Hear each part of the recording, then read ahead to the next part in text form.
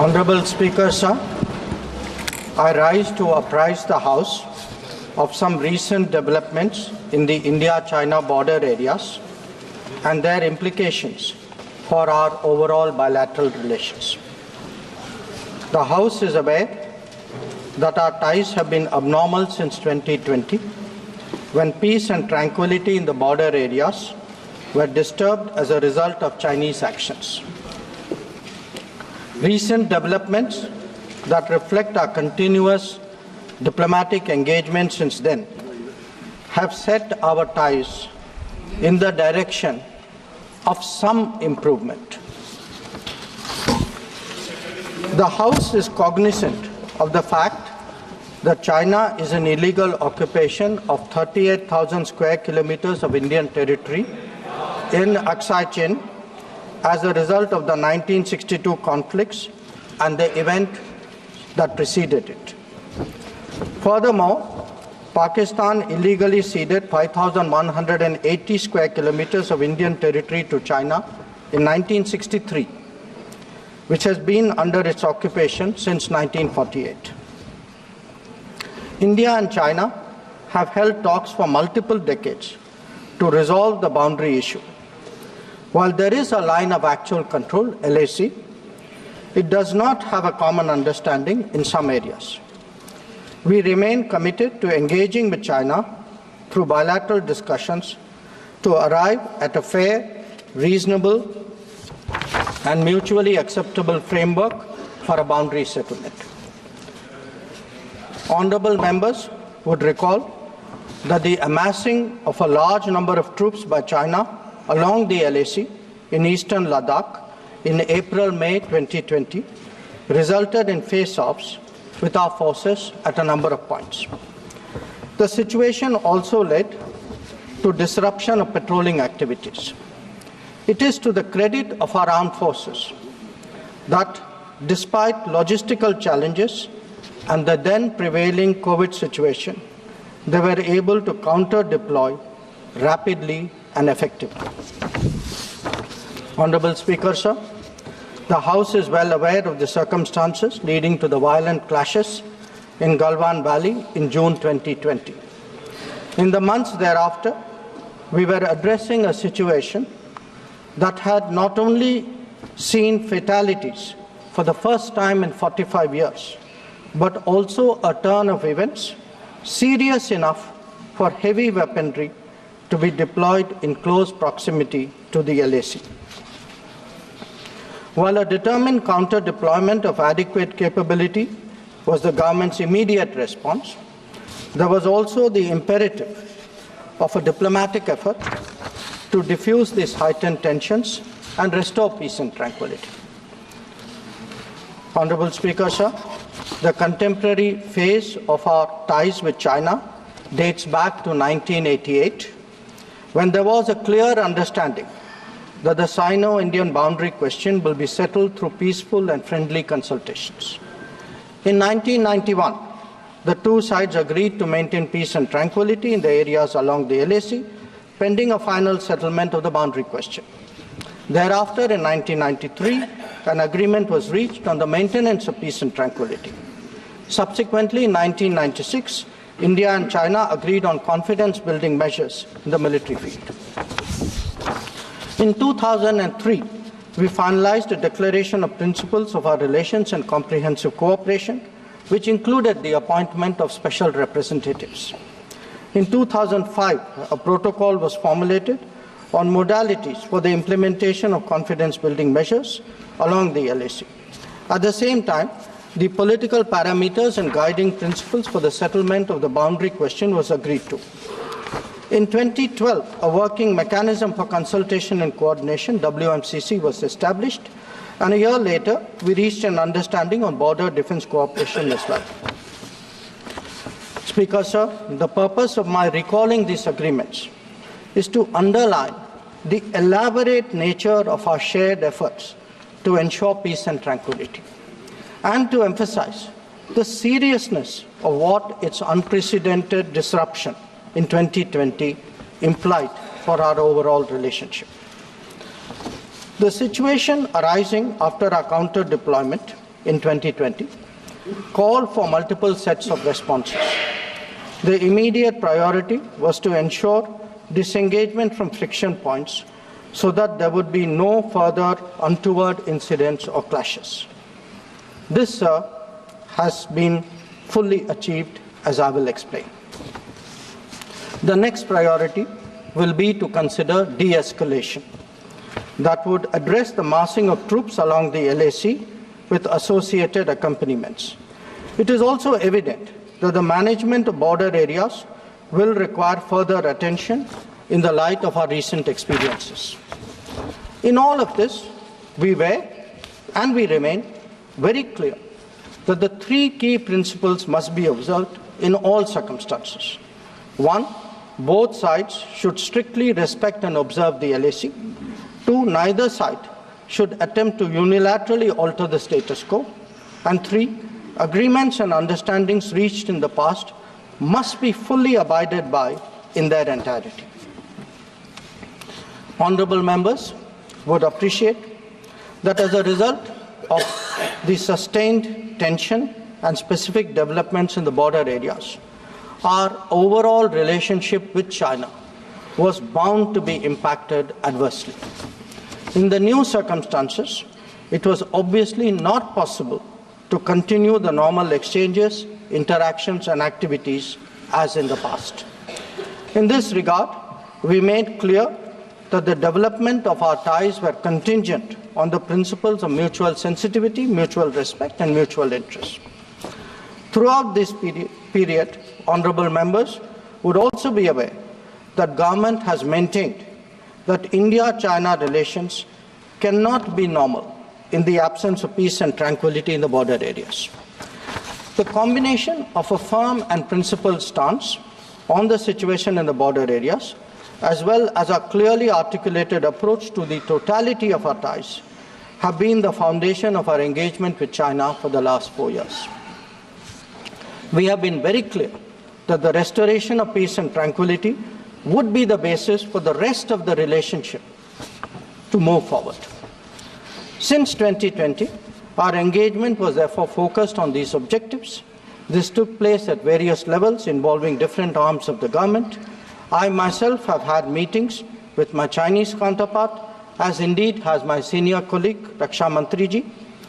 Our NSA has also engaged his Chinese counterpart, both being special representatives on the boundary question. More detailed discussions were conducted by the Working Mechanism for Cooperation and Coordination, WMCC, at the diplomatic level. Its military counterpart was the Senior Highest Military Commanders Meeting, SHMC mechanism. The interactions were naturally very tightly coordinated with a combined presence in the negotiations of both diplomatic and military officials. Since June 2020, 17 meetings of the WMCC and 21 rounds of SHMC have taken place. So, in this background, I would like, sir, to inform the House today about the agreement reached on 21 October 2024 regarding Tepsang and Demchok. The twin considerations of an unstable local situation and an impacted bilateral relationship were clearly the drivers for these recent endeavours.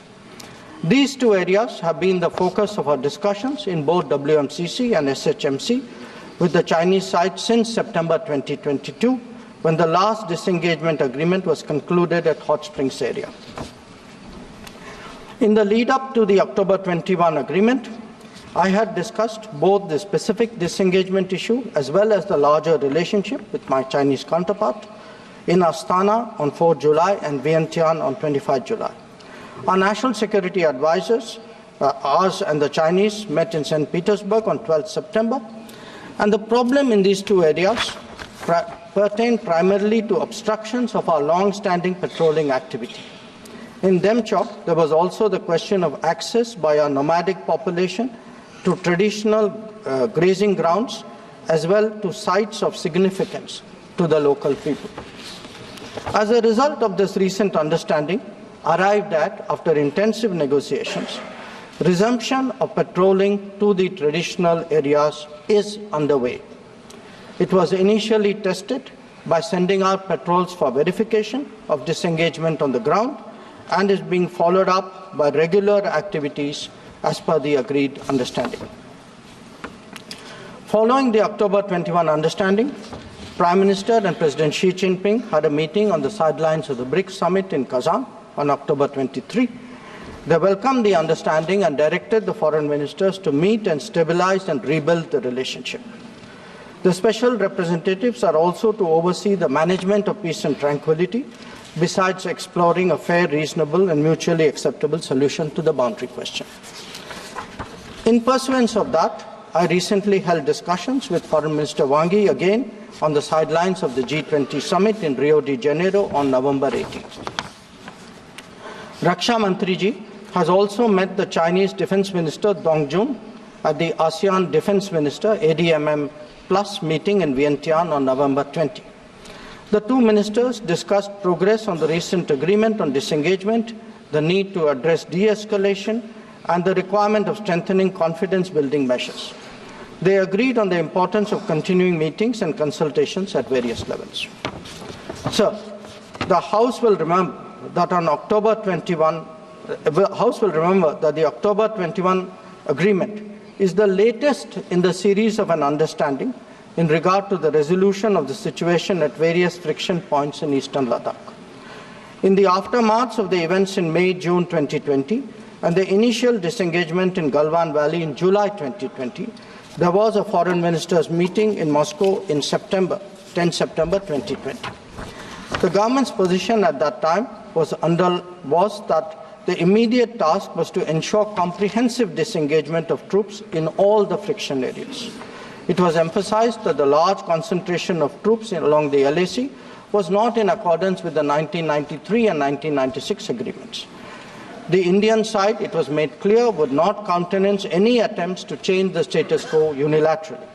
We also expected that all agreements and protocols pertaining to the management of the border areas would be scrupulously followed.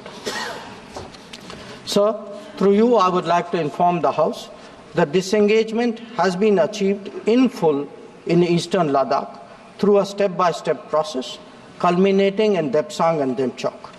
With the task of disengagement completed, it is now our expectation that discussions would commence with regard to the remaining issues that we have placed on the agenda. For the benefit of honourable members, I would also flag to your attention previous positions articulated by the government in Parliament on this issue. On 15th of September 2020, Raksha Mantriji had made a detailed statement on Chinese attempts to transgress the LAC and the appropriate response given by our armed forces. On the 11th of February 2021, Raksha Mantri had again briefed the House about our disengagement agreement in the north and south banks of the Pangong Lake. Thereafter, in August of 2021, a third phase of disengagement took place in the area of Gogra, whereby troops would henceforth be in their respective bases. The next step took place in September 2022, pertaining to the Hot Springs area. Again, forward deployments ceased in a phased, coordinated and verified manner, resulting in the return of troops to their respective areas. The most recent agreement, the October 21 agreement, comes in the wake of the earlier ones. It completes the first phase of what we had agreed to in Moscow in September 2020. As members are aware, there is a long history of frictions, transgressions and face-offs in several sectors of the India-China border. This goes back to Barahoti from 1954, to Longju in 1959, to Sumdurongchu from 1986-1995, and Depsang in 2013, amongst others. In the past, earlier governments have agreed to a range of steps to diffuse situations that have arisen at different times, including offers on our side to create demilitarized zones, limited non-patrolling zones, relocation or withdrawal of posts, disengagement of troops, and dismantlement of structures. Different locations have seen different solutions being examined. Where the October 21 understanding is concerned, our objective has been to ensure patrolling as in the past to the relevant patrolling points, as well as resumption of grazing by our civilians as per long-standing practice. This is indeed what we have agreed upon in regard to Depsang and Demchok. In a few other places where friction occurred in 2020, steps of a temporary and limited nature were worked out based on local conditions to obviate the possibility of further friction. This, I must stress, applies to both sides and can be revisited as the situation demands. In that sense, our stance has been resolute and firm and serves our national interests fully. The ensuring of our national security in this manner is the result of cumulative and coordinated endeavours of many parts of the government, obviously centred around our defence and security forces. The competence and professionalism of our services in this period was displayed in our speedy and effective counter-deployment. In the negotiations with China, the defence and diplomatic arms worked in lockstep to ensure that our national interests were comprehensively met. Sir, in that context, the House would also recognise that there has been a significant improvement in the border infrastructure, which has made such effective counter-deployment possible. This is reflected, amongst others, in the increase of border infrastructure allocations in the last decade. The Border Roads Organisation, BRO, alone has incurred 3 times the expenditure level of what it was a decade ago. Whether it is the length of the road networks, of the bridges or the number of tunnels, there has been a substantial increase over the earlier period. Notable milestones in recent years include the Atal Tunnel to Lahul Spiti, the Sela and the Nechifu tunnels to Tawang, the Umlingla Pass Road in southern Ladakh, and the extended opening of the Zojila axis. Work is progressing on some strategically important roads and airfields in Ladakh. The adoption of new technologies in high altitude, remote, inaccessible and permafrost areas has also been significant. All of this reflects the government's firm commitment to protecting our borders and ensuring that our armed forces get the facilities and the logistical support that they deserve. Finally, sir, let me share with honourable members our expectation regarding the direction of our ties with China in the near future. Our relationship had progressed in many domains, but was obviously negatively affected by recent events. We are clear that the maintenance of peace and tranquility in border areas is a prerequisite for the development of our ties. In the coming days, we will be discussing both de-escalation as well as effective management of our activities in the border areas. The conclusion of the disengagement phase now allows us to consider other aspects of our bilateral engagement in a calibrated manner, keeping our national security interests first and foremost. In my recent meeting with Foreign Minister Wang Yi, we reached an understanding that the special representatives and the Foreign Secretary level mechanisms will be convening soon. I thank you, sir, and the honourable members for their attention, and I am confident that the government has the full support in addressing the complexities of this important issue.